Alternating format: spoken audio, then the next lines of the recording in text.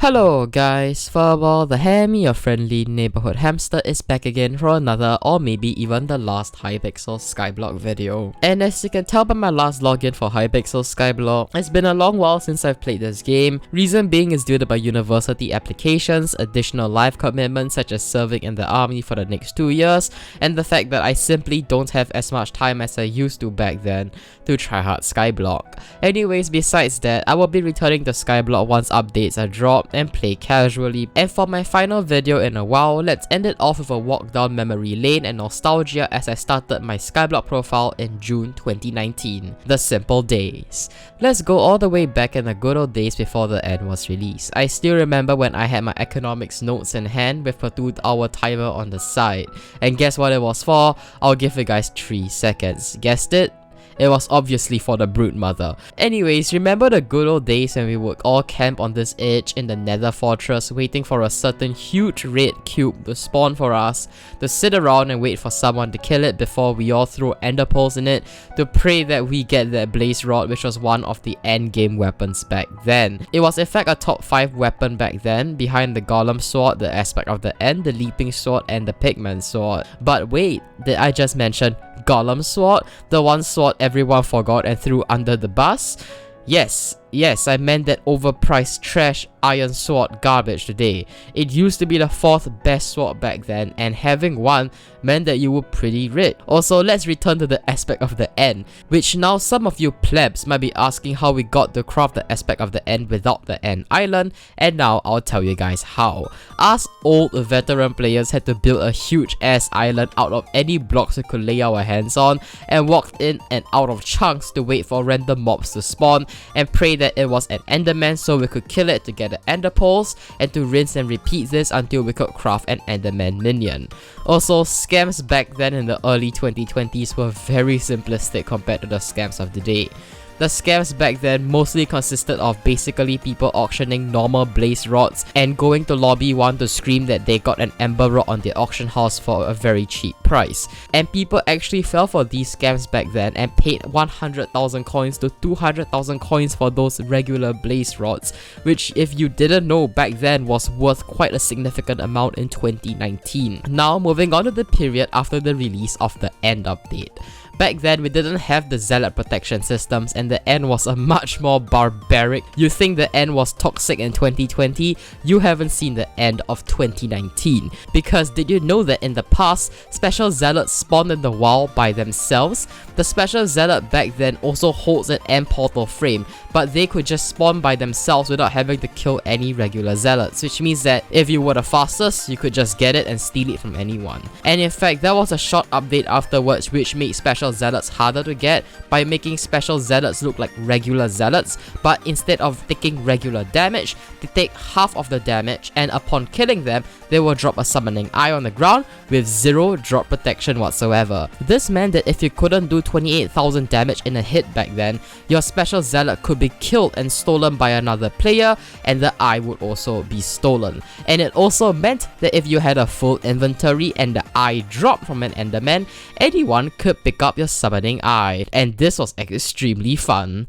Heck, back then wise armor was the meta for grinding zealots because of the rogue sword, which wasn't nerfed in 2019, which made it easy to keep 400% speed, and young dragon armor back then didn't even give 100% extra speed above the cap limit. And while I'm talking about that, be sure to subscribe because it really helps me out, especially if you guys want to know more about my real life, which I will finally be able to focus more on now because I can actually have a life and not spend 8 hours a day in front of my computer. Yay, I guess.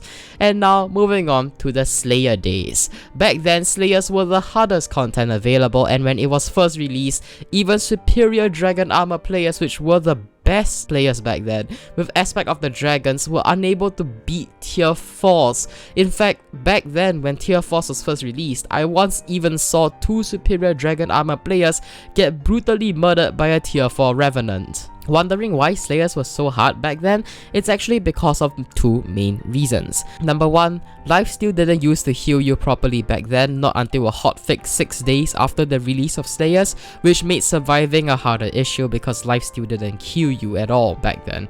Number 2, guild and public splashes wasn't a thing early on in Slayers, which meant that you had to do Slayers without any potions, without any critical pots, without any regeneration pots, without any potions that we all have in our god potions today.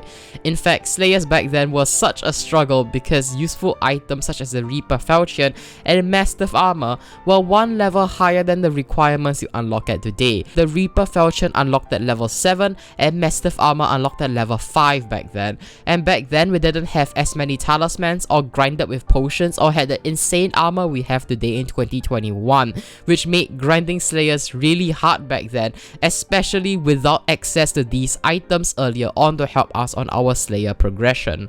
Also, while most players will know about the history of splashes back then, when top guilds first started splashing all potions once every hour in an empty hub for the entire guild, I bet that most players don't know that back then you could splash Wounded 4 on players, which essentially made it so that you could ruin splashes if you wanted to be an asshole. Top guilds would then publicly shame people or avoid those specific people, or even go to the extent of harassing them in game for ruining splashes, especially if the same player kept splashing Wounded 4 and griefing the splash. And fun fact, Wounded 4 ruins splashes because it makes it so that you cannot heal at all, and the only way to get rid of that Wounded 4 effect is to jump into the void or drink milk, which also removes all other positive effects. In fact, back then when Slayers was released, we also had 0 magic fine until the Spooky Festival was introduced, which was after the official release of Slayers on the 15th of October 2019. And now let's move on to the smaller things we all can look back to with nostalgia without any specific timeline, starting off with the piggy bank. The piggy bank used to allow us to withdraw and deposit money by simply right-clicking it and had 0 cooldown, making it so that you could always have 0 coins on you with a piggy bank. This was changed with the update which introduced the NPC called The Guy, which made you pay 6.2 mil for essentially the old piggy bank, and of course many players back then in my time when the update was first dropped, everyone was pissed. And next up, the best minions. Back then in the early and mid 2019s, the best minions were AFK Magma Cube cactus farms, and for non-AFK players, the best minions were clay minions, which both minions are now never to be seen for coin generation in 2021 and even in 2020 since the nerf of Magma Cube NPC prices and the introduction of snow minions in December 2019. And last but not least, enchanted items. To the players of 2021 and 2020, what will you do if you wanted enchanted items? You will go to the bazaar and simply type out the amount you wanted to buy and just buy the materials you wanted, right? But did you know that back then in 2019 and the early 2020s,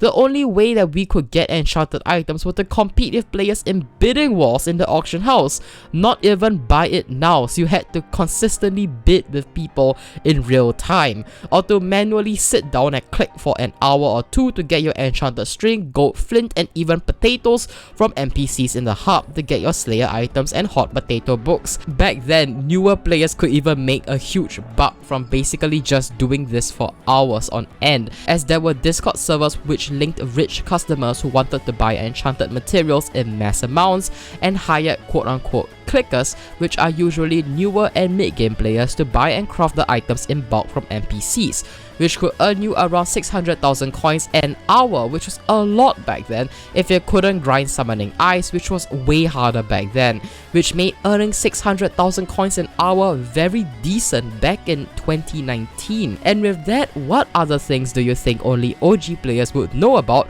or the good old days of Skyblock which I missed out? I'm sure I missed out on several other things like pearl spamming for combat XP grinding and spooky festival grinding, but I never personally used them, so feel free to comment on what things you used to do back then in 2019 and the early 2020s which you no longer do in today's standards in 2021. I will be reading all of your comments, and be sure to leave a like and to subscribe. And with that, this is Furfsky the Hammy, your hamster going to college, signing out. See you guys in the next video.